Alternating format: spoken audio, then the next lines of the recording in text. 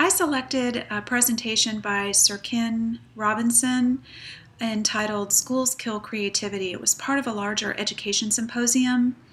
But the premise of this particular talk is around creativity, the value of creativity, the importance of creativity in future, and how the current education model is sort of setting us up for failure. And then also,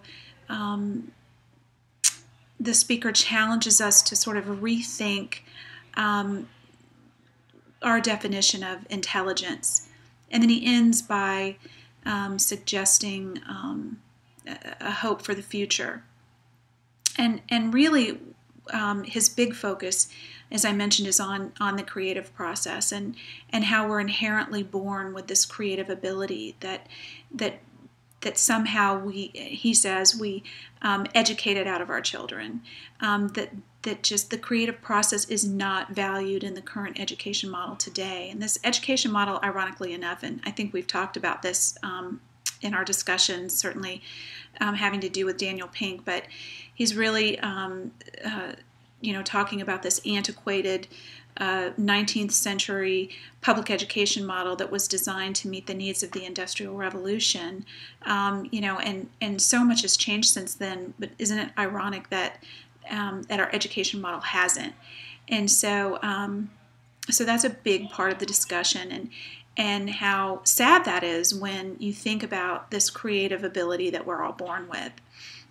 And then he asks that we really think about challenging that model, and that we look at intelligence three different ways. We look at the diverse nature of our brains, how we use how we visualize. We learn in sound and kinesthetically, and in abstract and in movement.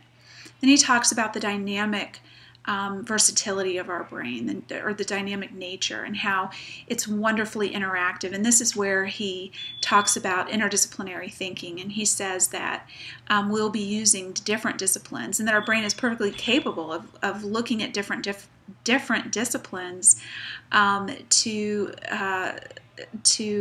identify new problems and to solve them. So he really asks that we as we design a new education model, that we look at those three things.